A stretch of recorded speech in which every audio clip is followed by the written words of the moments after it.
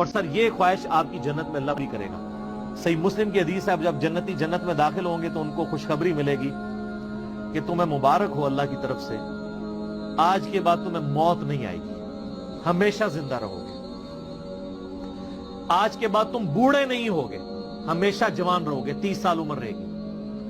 آج کے بعد تم کبھی بیمار نہیں پڑو گے, ہمیشہ تندرست رہو گے. بیماری بھی کوئی نہیں, بڑھاپا بھی کوئی نہیں, موت بھی کوئی نہیں. آج کے بعد تم کبھی بدحال نہیں ہوگے, ہمیشہ خوشحال رہو گے. اور ایک اور حدیث کے اندر بخاری مسلم کی 5ویں چیز بھی یہی ہے کہ آج کے بعد تمہارا رب تم سے کبھی ناراض نہیں ہوگا, ہمیشہ ہی راضی رہے گا. دنیا میں انسان کی ٹینشن کیا ہوتی ہے, یار یہ کیا اللہ ناراض نہ ہو جائے. جنت میں کوئی ایسا کام نہیں جس سے اللہ ناراض ہوتا ہو, ہر کام ہی ایسا ہے. دنیا میں سونا حرام, آخرت میں حلال. دنیا میں 4 سے زیادہ بیویاں کرنا حرام, آخرت میں بے شمار. دنیا میں ریشم حرام, آخرت میں حلال. دنیا میں نماز فرض, آخرت میں کوئی نہیں. دنیا میں پخانے کی کمزوری, بخاری مسلم میں حدیث ہے, آخرت میں انسان کھائے گا ایک خوشبودار ڈکار آئے گی, ڈکار بھی خوشبودار, سب کچھ ہضم, کوئی پخانا نہیں. تو کوئی تکلیف جس چیز کا نام ہے نا وہ جنت میں نہیں ہے.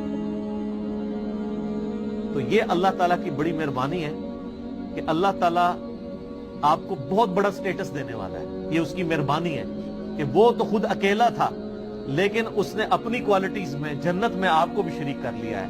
مخلوق اور خالق کا فرق اپنی جگہ موجود ہے, لیکن اس کی کوالٹی کیا تھی, موت نہیں آئے گی. اس نے کہا چل تجھے بھی نہیں آئے گی. ٹھیک ہے, اس کی کوالٹی تھی کہ جو چاہتا تھا وہ کر دیتا تھا. چل تجھے بھی یہ کوالٹی, جو تو خواہش کرے گا تجھے مل جائے گا. ٹھیک ہے.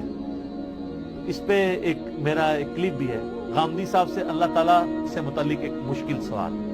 اس میں نے یہ بات جب غامدی صاحب سے پوچھی تو انہوں نے یہ بات بڑی زبردست کی کہ اس اللہ کو رسپانس کیوں نہ کیا جائے. میں نے اسے پوچھا تھا کہ یہ اللہ نے میری مرضی کے بغیر مجھے پیدا کر کے کتنی بڑی آفت میں ڈال دی ہے, میں اپنے آپ کو سیٹسفائی, میں اس خدا سے کیسے محبت کروں کہ جس نے اتنی بڑی آزمائش میں مجھے ڈال دی ہے. تو میں اس سے ڈر کے تو زندگی گزار سکتا ہوں, اس سے محبت کر کے نہیں گزار سکتا کہ یار اس نے مصیبت میں مجھے ڈالا ہے, ایسی کی تیسی پھیر دے گا. تو میں محبت کا جذبہ اپنے اندر کیسے پیدا کروں. تو انہوں نے بڑا پیارا جواب دیا. انہوں نے کہا محبت اس خدا سے کریں گے جو اکیلا تھا, اس کی خدائی میں کوئی شریک نہیں تھا. اس نے آپ کو زندگی دی اور ایک بڑا چھوٹا سا امتحان ڈالا ہے, چند سالوں کا. آخرت کے ساتھ کمپیئر کریں تو اربوں سال کی آخرت کی زندگی ہے. مسلم شریف کی حدیث ہے, دنیا اور آخرت کی مثال اس طرح جیسے کوئی انگلی ڈبوئے تو اس کے ساتھ پانی لگے. دنیا ہے اور یہ سمندر آخرت کی زندگی, انفینٹ. وہ اکیلا تھا, اس کو موت نہیں آنی تھی. اس نے آپ کو پیدا کیا, تھوڑے سے امتحان میں ڈال کے اس نے اپنے ساتھ آپ کو شامل کر لیا کہ آ جا, تجھے بھی موت نہیں آئے گی, تو بھی اپنی مرضی کی زندگی گزارے گا. تو ایسے خدا سے محبت نہیں کرنی چاہیے جس نے تمہیں اپنے ساتھ شامل کر لیا. خالق مخلوق کا فرق اپنی جگہ, اس میں آپ کو کوئی توحید والے مسئلے نہ نکالنے شروع کر دیجیے گا. اس لیے میں کہتا ہوں تھوڑے سے صوفی بھی بن جائے کریں کبھی کبھار, اور تھوڑی تھوڑی روحانی پہلو کے اوپر بھی توجہ دیا کریں. تو یہ باتیں جو روحانیت کی ہیں یہ تصوف والوں نے تو خیر کیش کروا لی. ادروائز آپ بخاری میں کتاب الرقاق چیپٹر پورا ہے وہ انہی باتوں کے اوپر, دل کو نرم کرنے والی حدیثیں. مشکات کی 30 جلد میں آپ کو ساری 13 کتابوں کے نوٹس مل جائیں گے کتاب الرقاق میں. اور ایک مسلم میں چیپٹر ہے کتاب الزہد, دنیا سے بے رغبتی کا چیپٹر. وہ ساری حدیثیں وہ صوفیاء وہی پیش کر رہے ہوتے ہیں, لیکن صوفیاء ذرا غلوف کر کے اس معاملے میں, ورنہ وہ پہلو وہ بھی دین کا پہلو تھا, اس میں ایگزیجریشن کر دی.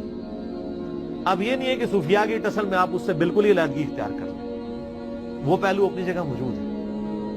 اگر کوئی مجھے پوچھے نا کہ قرآن کی دعوت کا خلاصہ کیا ہے, تو میں یہ بتاؤں گا کہ اللہ کے تعارف کے بعد قرآن کا جو سب سے مرکزی ٹاپک ہے وہ دنیا سے بے رغبتی اور آخرت کی طرف رجحان ہے. یہ مرکزی ٹاپک ہے.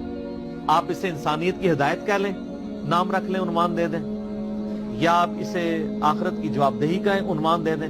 قرآن کا جو ٹاپک ہے, قرآن عقیدے میں توحید پہ بولتا ہے اور اعمال میں یہی کہتا ہے کہ دنیا عارضی ہے, اصل زندگی آخرت کی ہے, تیاری کرو اور ادھر جا کے رہنا ہے.